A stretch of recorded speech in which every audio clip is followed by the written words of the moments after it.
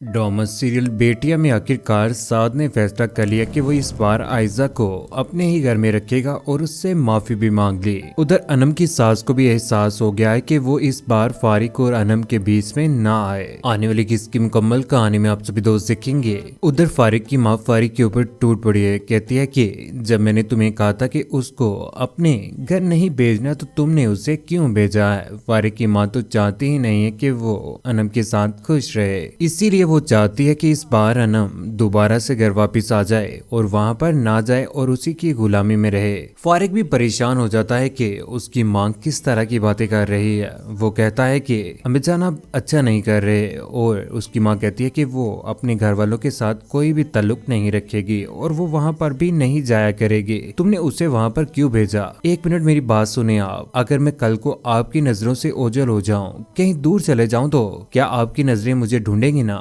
आपका दिल तड़पेगा नहीं क्या? इसीलिए मैं भी चाहता हूँ कि अनम भी अपने घर में जाए और अपने घर वालों के साथ मुलाकात करे, अपनी बहनों को मिले और अपने बाबा को भी। आप क्यों उसके ऊपर जुल्म कर रहे हैं? बहुत खूब, ये खन्नास उसी ने तुम्हारे दिमाग में डाला होगा। कहीं तुम अलग होने का तो नहीं सोच रहे? लेकिन यहाँ पर फारिक कहता है कि नहीं, मैं ऐसा नहीं सोच रहा। मैं तो यही चाहता हूँ कि अनम यहाँ पर खुश रहे और आपको भी अनम को अब एक्सेप्ट कर लेना चाहिए। इसी में बेहतरी है, क्योंकि अनम की सास ने उसे कॉल की और उसे अच्छी खासी सुना दी और बहुत ज्यादा परेशान किया, जिसकी वजह से भी अनम ने भी फैसला कर लिया कि वो दोबारा से फारिक के घर में आ जाएगी। लेकिन वहाँ पर वो अपनी मामी को भी यही कहती है कि मामी मैं अपने घर वापस जाना चाहती हूँ। उसकी मामी जान को भी पता चल जाता है कि घर में फारिक की माँ उसके साथ अच्छा बिहेव नहीं कर रही। वहाँ पर रो पड़ती है और उसकी मामी उसे चुप करवाने की भी कोशिश करती है। लेकिन फारिक की माँ को ऐसा बिहेव नहीं करना चाहिए अनम के साथ, क्योंकि वो तो उसके साथ ऐसा नहीं होना चाहिए। दूसरी जानिब साद जो कि अपनी माँ की अच्छी खासी खिदमत तो कर रहा है, लेकिन उसकी माँ उसके साथ नाराज है। खुद ही आयजा को कॉल करती है और उसे फोर्स करती है कि तुम इस घर में दोबारा से वापस आ जाओ। और आयजा भी फैसला कर लेती है कि वो घर में जाएगी और अपनी सास के साथ मुलाकात करेगी। निगत आंटी जो कि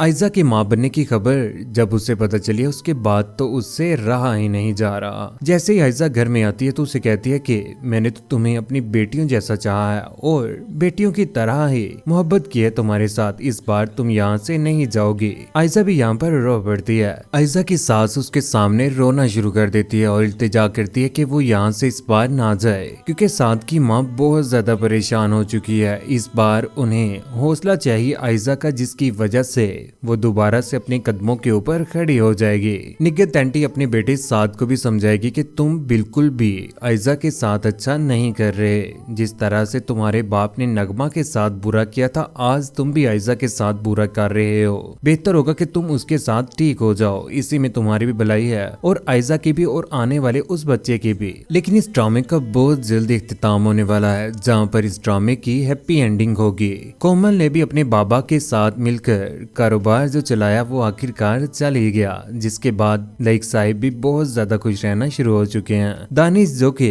अपने ससुर के साथ अच्छा बिहेव कर रहा है, जिसकी वजह से उन्हें भी खुशी मिल रही है, और फिजा के साथ भी अच्छा बिहेव कर रहा है। जब साद भी आयजा के साथ ठीक हो जाएगा, उसके बाद सारी की सारी परेशानियां खत्म हो ही जाएंगी। और हानि और वारिस तो एक दूसरे के साथ खुश हैं ही। जब उसकी सास भी उनको अच्छे तरीके से खुशी के साथ एक्सेप्ट कर लेगी तो सारे के सारे मामला ठीक हो जाएंगे। लेकिन कौन कौन चाहता है कि साद और आयजा एक साथ खुश रहें? और हानिया की सास को भी हानिया को एक्सेप्ट कर ही लेना चाहिए, क्योंकि ये उसके बेटे वारिस की खुशी ही है।